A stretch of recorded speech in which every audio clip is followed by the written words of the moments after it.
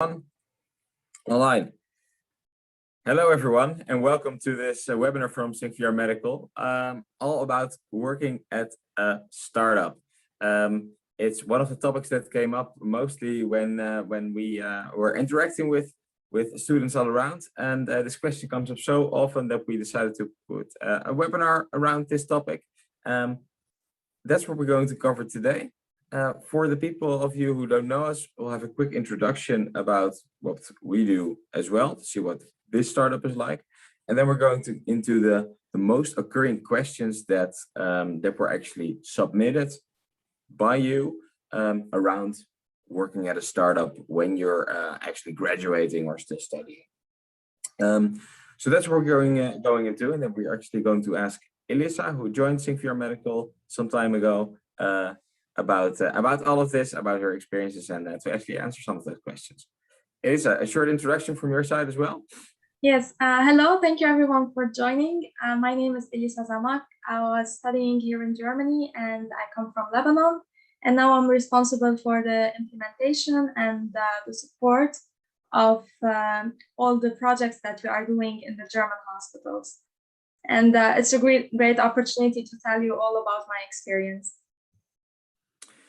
Awesome. Let's get into it. So also from my side, Floris van der Breggen. So I started Singular Medical a few years ago, all with a mission to improve healthcare with virtual reality. So, well, in case you're not familiar with virtual reality yet, these types of headsets, we use those in healthcare to improve, for example, for patients, reduce the pain, but also to train the staff for simulation training. In the end, to use a virtual reality platform that we built, and within that platform, enable the hospital, healthcare organization, or whomever to use and leverage virtual reality programs for healthcare.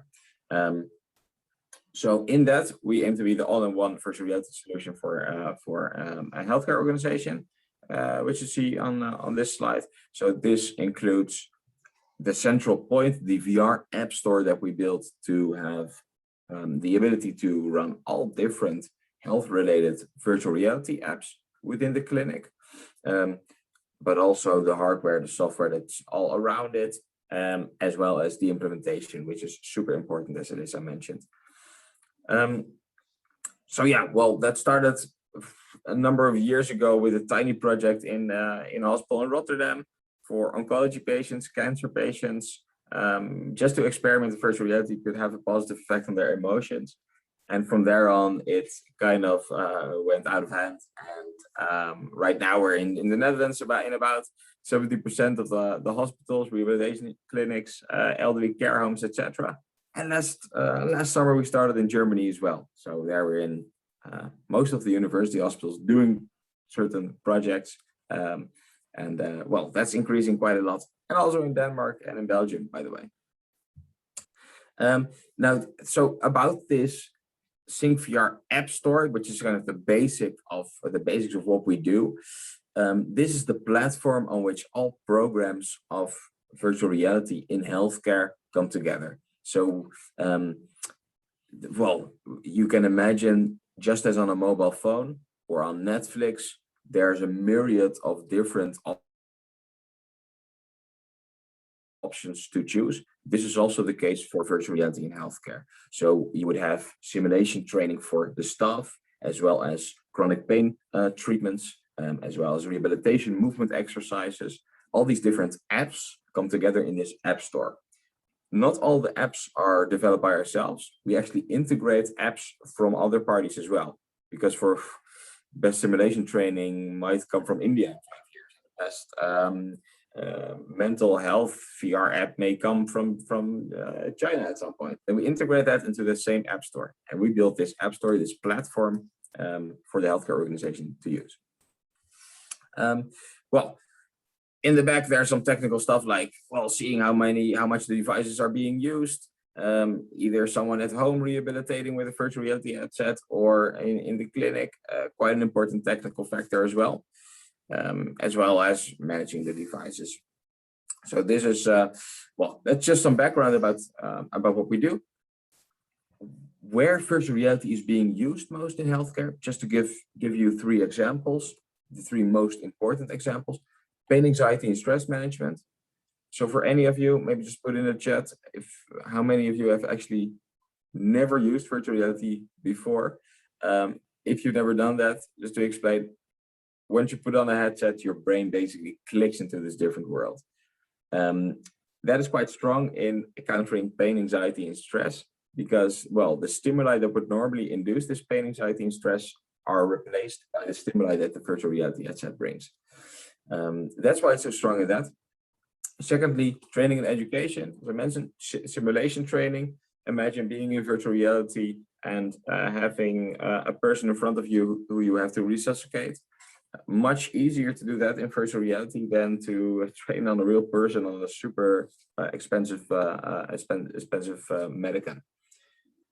Thirdly, movement and rehabilitation, also really important. Virtual reality can be super strong in actually, stimulating movement, gamified movement exercises, and also then measure the range of motion, etc. So these are 3 cases in which virtual reality is being used. Quite a lot of studies we do there, not important for now, but as you probably know, in healthcare, you need to validate treatments before they actually get into healthcare, into the clinic. So we're taking care of that as well. Then the headsets, I showed it here as well. This is the most common headset that we use.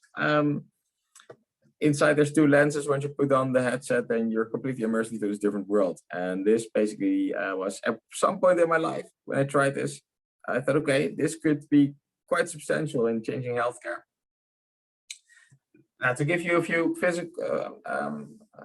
visual examples of virtual reality use cases. The first one, as I mentioned, pain, anxiety, is stress reduction. Here you see how that's been used for children patients, for example, where a child is completely immersed into this different world, in a hypnotized world, where he or she, instead of having a lot of anxiety for the needle procedure, is completely relaxed into this fairy forest, for example, and does not feel even the needle anymore when it comes in. So that's quite a common use case as well. Studies being done around that too. Not so important for now. Let's go over it. This is just an image of what that visually looks like, where in virtual reality you would, for example, swim behind this turtle, and funnily enough, the brain at some point just thinks it is underwater, and the voice that guides you towards this is then makes the brain click even further into this other world. In that you really see where a pain score would maybe normally be an 8 on a scale to 10, now maybe be only a 6. So going further into that as well, just to give you an overview of what it looks like in the second use case, training and education. So imagine that you have to train as a student or as a nurse how to go about treating a patient. That's what you can do now at home in a virtual reality device, such as this. Statistics show how strong that works on the brain as well. We find that pretty cool. Then thirdly, movement and rehabilitation. So that's the third very recurring use case in virtual reality. For example, last year we started a study to make COVID patients rehabilitate at home. So, for people who mentioned in the chat never ever being used virtual reality before, shame, because there were actually quite a number of COVID patients now in the Netherlands who have been using virtual reality, of maybe 70 or 80 years old, doing movement exercise and doing their daily rehabilitation at home, and in that recovering much more quickly from COVID than they would normally do. Okay, we can go over this. What then do we do? As I mentioned before, the technological part, the VR app store, the headsets, all of that, but then also the implementation around it. So these are two crucial factors in that. Implementation being around the hygiene protocols, all of that super duper important to basically make the healthcare organization not having to worry about all of the difficult parts that come by when you need to embed a new innovation into the healthcare system. We provide that for them. Okay, so that is a quick overview of SyncVR. Hopefully you get some understanding about that, and hopefully you also understand that when you build this from scratch, that's quite some work to do, and that has quite some impact on, well, you need very smart people about that with brains, and it has a lot of impact on their brains. Now, what is working at a startup actually like for these brains all being inside the company? We're going into the top 4 most asked questions with a few tips for applying, and also a few tips for when you're actually applying. All right. The first question is a very often occurring one. What will I actually learn when I work at a startup compared to working at a corporate, for example? Elisa, what do you think about this? Well, comparing to working at a corporate, in a startup, you are mostly, first of all, there's no middle management. So you're directly in contact with the founder of the company. So for example, for me, it's Flores that trained me and made sure I know everything around virtual reality. So this is a crucial point in my learning process. And also it's a never-ending learning process. So you will be learning new stuff every day along the way. So this is what's really important about working in a startup.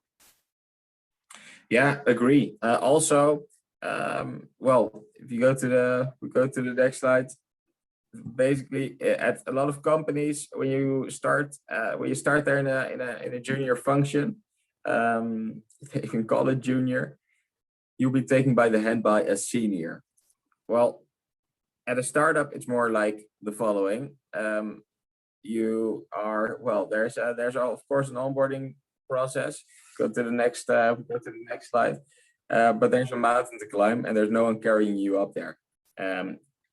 What will you learn is learning how to learn, and learning to figure stuff out yourself, to be able to actually take that freedom to take on a mission. So what Elisa is doing right now, which is taking on the mission of becoming the largest virtual reality platform in Germany, that is not something that she will be taken by the hand with. She's actually figuring out how to do that herself, and that is quite a big learning opportunity to see how can I go over that market instead of someone who hands you the plan for that. So that's one important thing.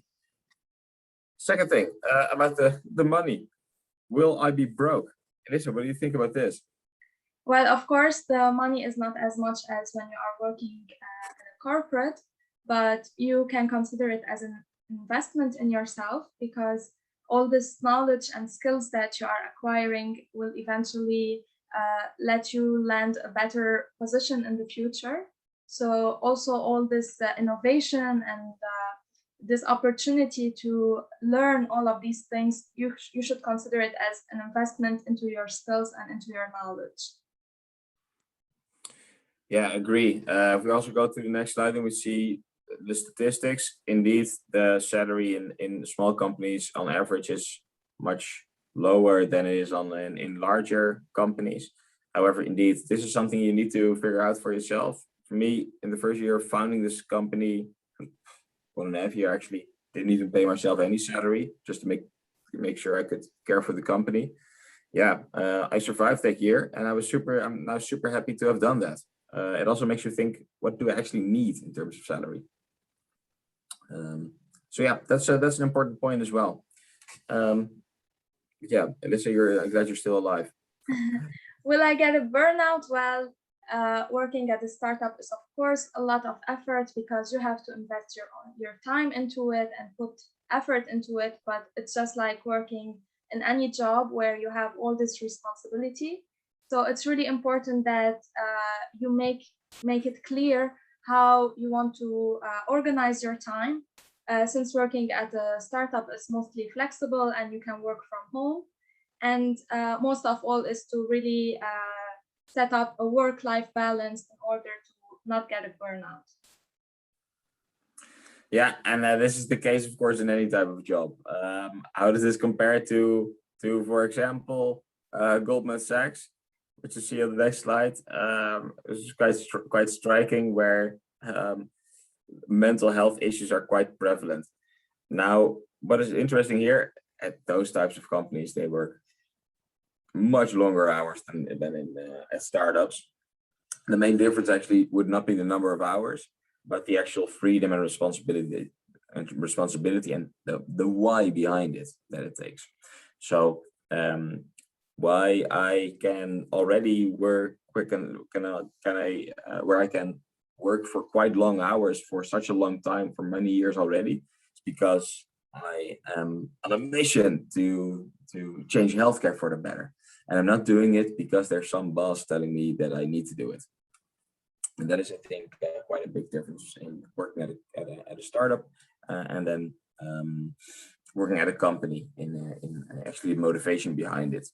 And through that also, experiencing stress. Fourth question, why should I join a startup instead of actually starting my own startup? Well, in my opinion, there's a lot of things that you should learn before actually taking the step into starting your own startup. So, of course, in the future, I might start my own startup company. But for now, I think I'm missing so much skills and knowledge, and this is what SyncVR is teaching me. Yeah, really cool.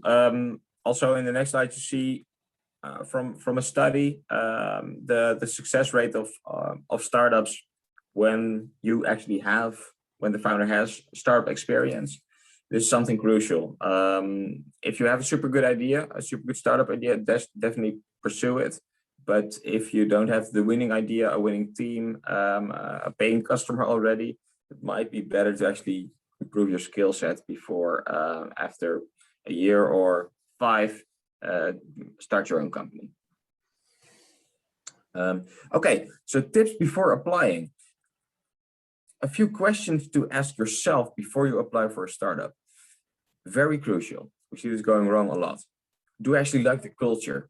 Is the way that people behave within the company and the type of people in there, is that aligning with how I like to behave? Secondly, you have to ask yourself, is the industry where the startup in, does that actually interest me? Have I always liked the car industry? And well, then definitely don't join the cosmetics industry. Pretty important. And then lastly, maybe even the most important one, how would I actually spend my days? For at SyncVR, for example, well, we're a lot in hospitals and we're a lot traveling around in trains. And if you don't like traveling and being in hospitals, then definitely don't work at SyncVR, for example. These three questions, ask those to yourself. But then also, when you're actually applying, ask questions to the company. Where does the company think it will stand in 1 year, in 3 years, in 5 years? Is there a vision around that? Of course, every startup just plans maybe 6 or 12 months ahead, but is there an idea for where to go? Then secondly, what are the growing opportunities? And then specifically ask, how have certain roles changed in the past 12 months, in the past year? Are those changes so substantial that you have a feeling that you can grow? That is super important. Hey, with that, also we want to close off this this webinar. Well, if you got interested into joining SyncVR as well, just check out these websites, or even get in touch. If you have more questions about all of this, well, we're going to a Q&A session right after this in the chat. But you can also email them if you don't want to have everyone read it, and then just get in touch with me or with Elisa. As on the next slide, you will see our email addresses and phone numbers. All right. So with that, we close off this webinar. Thanks a lot. We hope you enjoyed it and can consider your choice for working at a startup or working at a regular company. You do that in a much better way now. If you're interested, get in touch at SyncVR as well. Interested in your questions. And now let's go into the Q&A session. Thanks everyone. And if you can make it for the Q&A session, cheerio.